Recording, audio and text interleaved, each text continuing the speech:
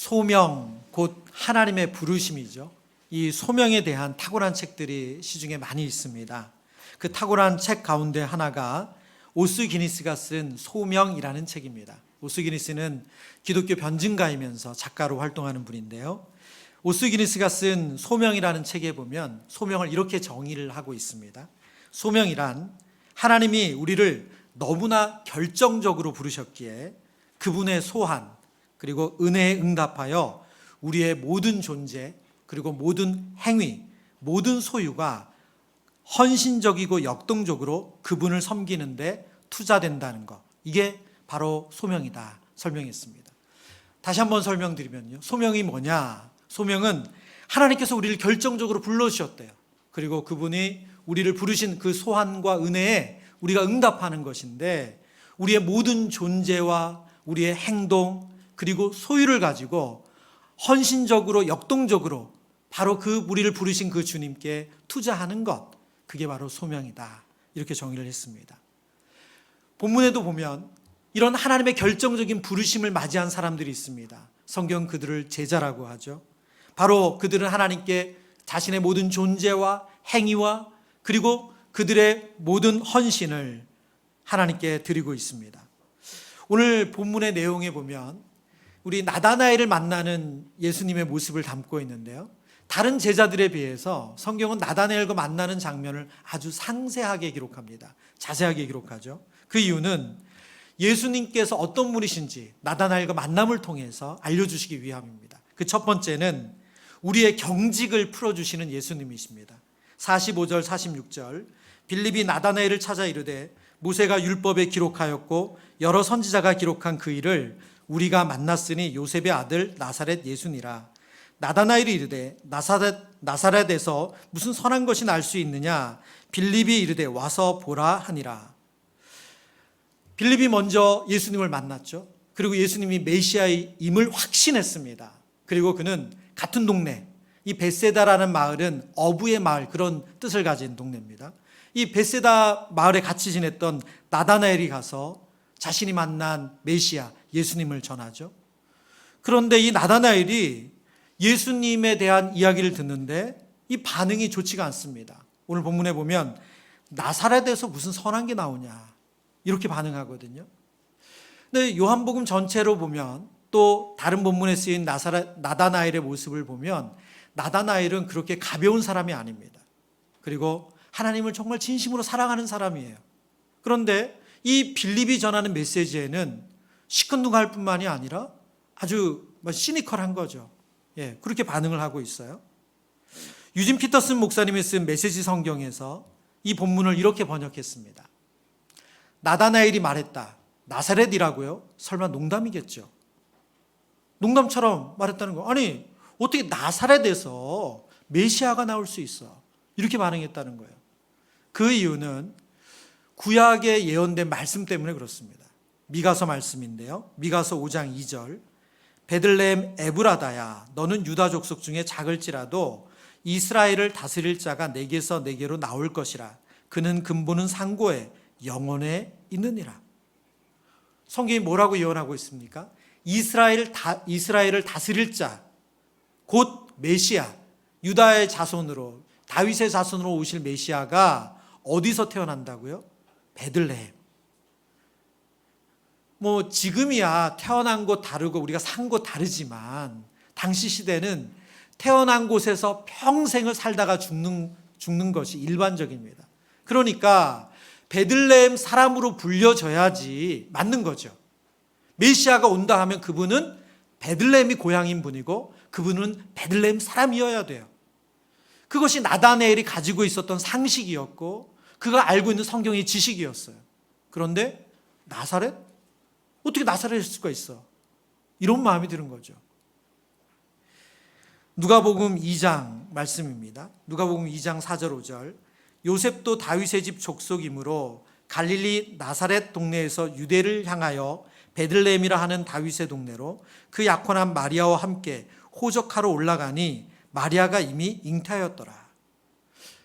예수님의 어머님 마리아가 성령으로 예수님을 잉태했습니다. 그리고 아버지 요셉과 함께 어디로 갑니까? 고향인 베들레헴으로 가죠. 그리고 그곳에서 예수님을 낳습니다. 그러니까 실상 예수님은 나사렛에서 태어난 것이 아니라 베들레헴에서 태어났죠. 미가서의 예언대로, 하나님의 약속대로 예수님은 베들레헴에서 태어난 다윗의 후손이 맞습니다. 그러나 나다나엘은 그 사실을 모르는 거죠. 그러니 나사렛이라는 단어에 꽂혀서 말도 안 돼. 어떻게 나사렛에서 메시아가 나와? 특히 이 나다나엘은 가나 사람이거든요. 가나라는 지역의 사람인데 요한복음 2장에 가나 혼인잔치가 나오잖아요. 바로 그곳이 고향이에요. 근데 그 근처가 바로 나사렛이에요. 그럼 말하자면 그 인근에 있는 나사렛에서 예수님이 나온 메시아가 오신다고? 이건 말이 안 되는 거지. 나사렛이란 단어를 듣자마자 그의 마음이 닫혔습니다. 말이 되는 소리를 해야지. 여러분, 그런데 빌립은 포기하지 않죠. 그리고 그에게 말합니다. 와서 보라. 여러분, 요한복음에서 와서 보라. 누가 먼저 말씀하셨어요? 예수님 먼저 말씀하셨죠. 꼭 예수님의 제자처럼 빌립도 와서 봐라. 나도 그 마음이었다. 그러지 않았을까요? 와서 봐. 여러분, 빌립이 와서 보라고 이야기하기 전에 나다나엘이 가졌던 그 경직된 마음, 그리고 만약에 나다나엘이 이 마음을 바꾸지 않았다면 나다나엘은 메시아신 예수님을 만나지 못합니다. 그런데 우리도 그런 마음을 갖고 신앙생활하고 또 일상생활할 때가 참 많습니다. 나 그거 알아. 나 그거 경험해 봤어. 나도 해본 적 있어. 나도 그런 적 있어. 그러면 우리는 어떤 생각을 가지냐면 그러기 때문에 자세히 보지 않습니다. 주위에서 보지 않죠. 내가 안다고 생각하면 그냥 경험한 대로 아는 대로 하는 거죠. 여러분, 우리에게 그런 일 얼마나 많습니까? 나 그 일 해본 적 있으니까 똑같을 거라고 생각하고 그렇게 아무것도 보지 않고 사인하거나 아니면은 그냥 기계를 작동시키는 일들 얼마나 많아요? 근데 시대가 바뀌고 상황이 바뀌면서 많이 바뀌었음에도 불구하고 우리는 익숙한 대로, 우리가 경험한 대로, 아는 대로 행동하는 거죠. 그래서 그것이 새로운 것을 배우는 것에 방해가 됩니다. 신대원을 다닐 때 구약학 교수님께서 성경을 볼 때 우리가 그런다는 거예요. 그래서 그분이 성경을 볼 때 낯설게 봐야 된다, 이런 표현을 쓰시더라고요. 그래서 성경 낯설게 읽기, 그런 한 강의를 하셨어요. 낯설게 읽기. 성경을 낯설게 읽어야 된다는 거예요. 왜냐하면 우리가 설교 시간에 그 본문을 대하고, 그리고 내가 큐티를 통해서 그 본문의 은혜를 받고, 혹은 내가 성경 공부를 한 적이 있으면 그 내용, 그 본문을 안다고 생각해서 성경을 자세히 보지 않는다는 거예요. 그냥 성경을 눈을 쓱 보고 나 이거 아는 내용이야, 이렇게 생각한다는 거예요. 그리고 오늘 성경 본문 보고 설교 제목 들으면 아, 목사님 어떤 얘기 하겠구나, 이렇게 미리 짐작을 해서 주의 깊게 안 듣는다는 거예요. 그렇기 때문에 설교자들, 말씀을 전해야 되는 우리들이 그러면 안 되니까 성경을 낯설게 읽어야 된다. 성경을 처음 보는 것처럼 읽어야 된다. 그렇게 말씀하시더라고요. 그런 방법 중에 하나로 알려주신 것이 다른 번역본들을 보라는 거예요. 익숙한 번역본 말고, 예를 들면 개역개정을 봤으면 표준세 번역 혹은 공동번역, 다른 번역본들, 아니면 영어 번역으로, 다른 번역으로 보는 습관을 가져야지 성경을 다시 자세하게 보게 된다는 거예요. 그렇지 않으면 성경 속에서 하나님 말씀하신 것을 온전히 알 수 없다. 여러분, 나다나엘이 나사렛이라는 단어에 꽂혀서 그 마음을 열지 못하고 그가 끝까지 가보긴 뭘 가봐, 아유 말이 되는 소리를 해, 이랬더라면 그의 인생의 최대의 실수죠. 그러나 다행히 나다나엘은 빌립이 와서 보라 라는 이야기를 듣고 갑니다. 본문 47절, 예수께서 나다나엘이 자기에게 오는 것을 보시고 그를 가리켜 이르시되 보라, 이는 참으로 이스라엘 사람이라 그 속에 간사한 것이 없도다. 성경을 보니까요, 빌립과 나다나엘이 오는데, 오늘 성경에 보면 예수께서, 우리말 순서는 이렇게 나와 있지만 헬라어 원문의 순서를 보면 보시고가 제일 먼저 나와 있어요. 예수님은 보시고 계셨어요. 나다나엘이 오는 것을 뒤에서 알겠지만 예수님 벌써 알고 계셨죠. 예. 그리고 그 나다나엘에게 뭐라고 말씀합니까? 참 이스라엘 사람이다. 그리고 그 속에 간사한 것이 없다. 나다나엘을 보자마자 예수님께서 그를 칭찬해요. 그를 격려해요. 여러분, 사실은 이 예수님께서 하신 이 칭찬은 그의 조상인 야곱의 다른 이름이 이스라엘이잖아요. 근데 이스라엘도 야곱도 하나님께 받지 못한 칭찬이에요. 근데 그 야곱을 향해서 나다나엘을 향해서 너가 진짜 이스라엘 사람이다. 그리고 너가 내 속에는 거짓이 없는 정말 진실로 너가 하나님 사랑하는 사람이다. 그렇게 칭찬하시는 거예요. 여러분, 이 예수님의 말씀이 나다나엘의 경직을 풀었어요. 그 나다나엘에 닫혀있던 마음, 나사렛 사람이라고, 그 사람이 메시아라고, 말도 안 돼. 그 마음을 풀었어요. 여러분, 왜 예수님의 그 이야기가, 이 말씀이 나다나엘의 마음을 움직였을까요? 왜냐하면 나다나엘은 실제로 그런 사람이었거든요. 그는 사람들이 알지 못하는 벳세다라는 지역에 사는 그냥 한 사람에 불과했지만 그는 진실로 하나님을 사랑하는 사람이었어요. 오매불망 메시아가 오기를 순전한 마음으로 기도하고 기다리는 사람이었어요.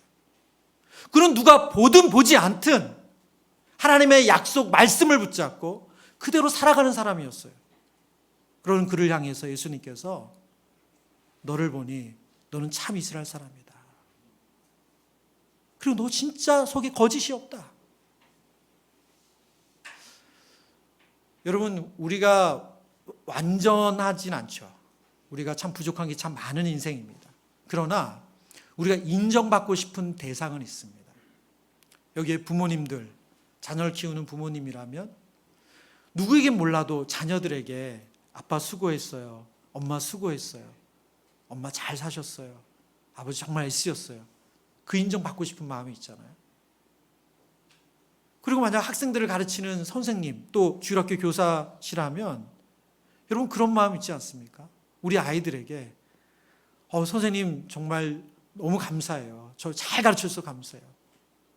다른 건 몰라도, 그 모든 영역은 몰라도 내가 진실로 마음을 담았던 그 영역에서 우리의 아이가 또 학생이 그것을 알아주면 여러분 마음 어때요? 너무너무 감사하죠. 나다나엘은 지금 예수님께 그 칭찬, 그 인정을 받는 거예요. 그는 정말 묵묵히 하나님의 사람으로 순전하게 하나님을 섬기며 살아갔는데 예수님께서 딱 보는 순간 내가 네 마음 알지. 너가 어떻게 살았는지 알지. 너 속에 거짓이 없는 거 알지. 내가 그거 알아. 이것이 경직된 나다나엘의 마음을 무장해제를 시킵니다. 그리고 나서 나다나엘이 하나님께 묻는 장면이 그 다음에 나오죠. 여러분, 예수님은 우리의 경직된 마음을 풀어주세요. 여러분이 예배자의 자리로 나올 때, 그리고 하나님의 말씀에 가까이 나아갈 때마다 이런 은혜를 누리시길 바랍니다. 내가 너의 마음 안다. 어떤 마음으로 지금 이 자리에 나와 있는지, 일주일 동안 얼마나 열심히 살다가 오늘 이 시간에 나와 있는지 그 마음 안다. 어떤 마음으로 아이들에게 이렇게 하는지, 어떤 마음으로 봉사하는지 그 마음 안다. 그렇게 주님이 알아주시는 그런 은혜 누리시길 축원합니다. 두 번째, 예수님은 더 큰 은혜의 자리로 초대해 주십니다. 요한복음 1장 48절입니다. 나다나엘이 이르되 어떻게 나를 아시나이까? 예수께서 대답하여 이르시되 빌립이 너를 부르기 전에 내가 무화과 나무 아래 있을 때 보았노라. 여러분, 이제 예수님의 칭찬, 예수님의 격려, 예수님의 인정을 받고 난 나다나엘이 태도가 좀 달라졌어요. 저는 이 본문을 묵상하면서 그런 생각이 들었어요. 나다나엘이 예수님께 질문하잖아요. 어떻게 나를 아시나이까? 여러분, 우리는 본문을 볼 때 좀 이렇게, 사실은 이 개역 개정 성경도 이게 뭐 말하자면 구어체가 아니다 보니까 저희가 읽을 때 이렇게 실감이 안 나지만, 여러분 조금만 상상을 해보세요. 예수님께 저를 어떻게 아세요? 했을 때의 나다나엘의 표정. 확실한 건 여러분의 지금 표정은 아닙니다. 정말 눈이 땡그레지지 않았을까요? 어떻게 저를 아세요? 어떻게 저를 아세요?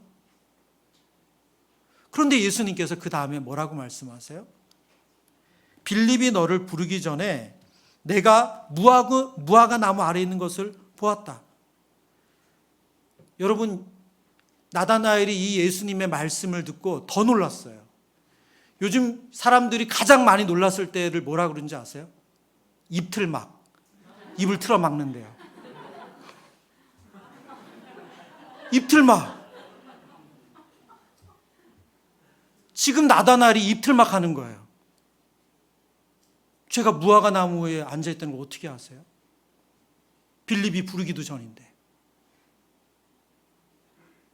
지금 나다나엘이 너무너무 놀랐어요. 여러분, 성경학자들은 지금 빌립은 우선 그걸 인정하고 있죠.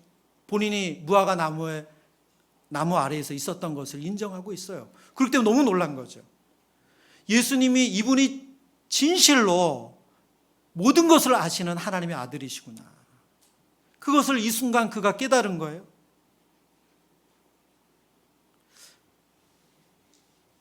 요한복음 1장 49절에 이제 빌립의 태도가 완전히 달라졌습니다. 우리 같이 읽어보겠습니다. 시작. 나다나엘이 대답하되 랍비여 당신은 하나님의 아들이시오 당신은 이스라엘의 임금이로소이다. 나사렛에서 무슨 선한 게 나와? 말이 돼? 이런 생각을 가졌던 나다나엘이 완전히 다른 태도로 바뀌었죠. 당신은 하나님의 아들입니다. 당신은 이스라엘의 임금, 곧 왕입니다. 이 두 가지 표현 다 메시아라는 표현이에요. 당신은 정말 메시아가 맞습니다. 나다나엘이 완전히 다르게 예수님을 보고 있어요. 여러분, 예수님께서 여기서 멈추지 않으시고 나다나엘 더 놀래키세요. 50절에 보니까 이렇게 말씀하세요. 예수께서 대답하여 이르시되 내가 너를 무화과 나무 아래에서 보았다 함으로 믿느냐? 이보다 더 큰 일을 보리라. 뭐라고요? 아니, 전능하신 것, 전지하신 것만 해도 너무 감당이 안 되겠는데 예수님이 그것 가지고 믿는 것 정도가 아니고 난 너에게 더 큰 일을 보게 할 것이다 말씀하세요. 그러면 더 큰 일은 무엇입니까? 1장 51절 또 이르시되 진실로 진실로 너에게 이르노니 하늘이 열리고 하나님의 사자들이 인자 위에 오르락 내리락 하는 것을 보리라. 여러분, 이 말씀은 무슨 말씀이냐? 이것은 다니엘서에 예언되어 있는 말씀을 이스라엘 백성들에게 생각나게 하는 말씀이에요. 다니엘서 7장입니다. 13절 14절 13절 우리 같이 읽겠습니다. 시작. 내가 또 밤 환상 중에 보니 인자 같은 이가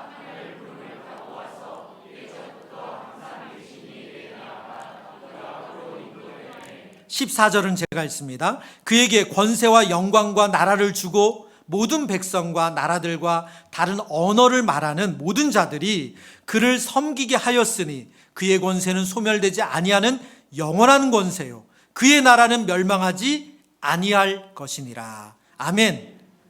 하나님께서 다니엘을 통해서 메시아가 오시는 그날, 그래서 이 땅이 진정한 왕으로부터 통치되는 그날을 예언해 주셨거든요. 근데 그때 오시는 분이 누구예요? 인자 같은 이래요. 여러분, 우리가 좀 전에 읽었던 51절에 예수님께서 어떻게 말씀하셨어요? 진실로 진실로 너에게 이르노니 하늘이 열리고 하나님의 사자들이 인자 위에 오르락 내리락 하는 것을 보리라. 이 인자라는 표현은 그 사람의 아들이라는 표현이에요. 우리말로 직역하면 그 사람의 아들. 지금 다니엘서에서 예언한 온 땅을 다스릴 영원한 권세를 가진 그분, 그 사람의 아들이 나다. 그리고 내가 그 길을 열어줄 것이다. 예수님 말씀하시는 거예요. 그리고 이 본문을 보는 이스라엘 백성들은 또 하나의 장면이 기억납니다. 창세기 28장입니다. 꿈에 본즉 사닥다리가 땅 위에 서 있는데 그 꼭대기가 하늘에 닿았고 또 본즉 하나님의 사자들이 그 위에서 오르락 내리락하고 그들의 조상 야곱이 인생의 가장 고통 중에 누구의 도움도 받을 수 없는 그 밤에 돌베개를 베고 잠을 자는데 거기서 꿈속에서 환상을 보죠. 천사들이 하늘까지 닿는 사닥다리에서 오르락내리락 하는 거예요. 그리고 하나님의 말씀이 들려집니다. 내가 너를 이곳으로 다시 돌아오게 할 거다. 자신의 인생이 앞으로 어떻게 될지 모르는 막막하고 두려운 가운데 있는 야곱에게 내가 너를 반드시 이곳으로 돌아오게 할 거야. 그리고 너의 자손이 많아지게 할 거야. 그 약속을 하시죠. 원래 돌베개를 하고 잤던 그 장소가 이름이 루스였는데 야곱은 그곳을 하나님의 집이라고 해서 베델이라고 명명합니다. 그리고 베델은 이스라엘 백성들에게 하나님을 만나는 아주 중요한 장소가 돼요. 지금 예수님의 이 말씀은 예수님께서 인자로 그 사람의 아들로 오셔서 하나님의 영광을 이어주는 그 다리 역할, 하늘 사닥다리가 되신다. 그리고 내가 너와 그걸 함께 누리게 할 거야. 그걸 함께 보게 할 거야. 그 약속을 하시는 거예요. 나다나엘은 메시아를 눈으로 본 것만으로도 감당이 안 돼요. 그분을 만난 것만으로도 감당이 안 되는데 예수님은 그 일을 내가 너와 함께 보게 하겠다. 그 영원한 자리에, 예수님이 누린 그 영광스러운 자리에 나다나엘을 초대해 주신 거예요. 로마서 8장 말씀 우리 함께 읽겠습니다. 시작. 말씀이 이거는 잠시만요. 요거는 요한복음 이거. 제가 그 말씀을 건너뛰었어요. 자막팀 죄송합니다. 요한복음 8장. 8장 17절. 이거는 저의 실수예요. 로마서 8장 17절 같이 읽습니다. 자녀이면 또한 상속자 곧 하나님의 상속자요 그리스도와 함께한 상속자니 우리가 그와 함께 영광을 받기 위하여 고난도 함께 받아야 할 것이니라. 생각하건대 현재의 고난은 장차 우리에게 나타날 영광과 비교할 수 없도다. 아멘. 여러분, 이 약속 그대로 지금 예수님께서 나다나엘을 초대해 주셨어요. 어디로요? 하나님의 상속자의 자리로. 이 땅에서 하나님과 함께 고난도 받지만 하나님 나라에서 영원한 영광, 이 땅에서는 비교할 수 없는 그 하늘의 영광을 누리는 하나님의 자녀된 자리로, 그 자리로 초대해 주신 거예요. 너희가 그걸 볼 거다. 오르락내리락 하는 그 영광을 너가 볼 거다 라고 말씀하시면서 그 영광스러운 자리로 나다나엘을 초대해 주셨어요. 오늘 말씀을 준비하는데요, 하나님께서 우리 성도님들에게 이 말씀으로 위로하고 또 격려하고 축복해 주기를 원하셔요. 무슨 말씀입니까? 여러분, 나다나엘처럼 정말 나는 누구도 알지 못하지만 내가 할 수 있는 한 하나님 앞에 기도하고 또 가정에서 믿음으로 살아내려고, 그리고 교회에서는 내가 할 수 있는 한 시간을 들이고 마음을 들여서 하나님을 섬기고, 그리고 일터에서 정말 믿는 자로서 어떻게든 부끄럽지 않게 살아보려고 애쓰는 나다나엘. 그 나다나엘을 향해서 우리 주님께서 너는 참 하나님의 사람이다. 내가 너 속에 간사한 것이 없다는 거 알고 있다. 너가 어떻게 사는지 알고 있다. 말씀하시며 위로해 주시죠. 뿐만 아니라 그거면 충분하다. 다른 거 필요 없고 이제 내가 너를 하나님의 상속자의 자리에, 그 영원한 영광을 누리는 자리에 내가 너와 함께 하길 원한다. 여러분, 저는 오늘 이 말씀이 하나님께서 우리에게 주시는 큰 위로가 되더라고요. 여러분, 여러분이 누군가를 위해서 애쓰고 수고한 것, 그 사람이 감사하지 않는다고 여러분 서운하고 섭섭할 이유 없습니다. 왜요? 예수님이 아세요. 무화과 나무 아래 앉아서 나다나엘이 어떤 마음으로 기도했는지, 어떤 마음으로 하나님을 찬양하고 예배했는지 아시는 것처럼 우리 예수님이 아세요. 여러분이 어떤 마음으로 하나님을 예배하고 또 순종하고 또 어떻게 그 가정 안에서, 일터 안에서 애쓰셨는지를 하나님은 아세요. 그리고 하나님은 여러분에게 더 큰 일을 보게 하시는 그 복된 자리로 우리를 불러주십니다. 여러분, 우리 함께 찬양할 때 그 하나님의 마음을 여러분 알기를 원합니다. 오늘 이 말씀을 준비하는 내내 이 말씀이, 이 찬양이 바로 떠오르더라고요. 내 마음 아시죠? 나를 지으신 주님 내 안에 계셔. 처음부터 내 삶은 그의 손에 있었죠. 내 이름 아시죠? 내 모든 생각도, 내 흐르는 눈물 그가 닦아주셨죠. 그는 내 아버지, 난 그의 소유. 내가 어딜 가든지 날 떠나지 않죠. 내 이름 아시죠? 내 모든 생각도 아바라 부를 때 그가 들으시죠. 여러분, 우리가 대단한 일에 사실은 힘들어지기보다 가까이 있는 우리의 가족, 그리고 우리 믿음 안의 동역자들, 우리를 인정하지 못하고 알아주지 못하는 것 같을 때, 그때 참 마음이 무너지죠. 별거 아닌데 그런 거에 무너져요. 그리고 정말 나는 믿음으로 산다고 살았는데 왜 큰 변화가 없지? 왜 안 바뀌는 것 같지?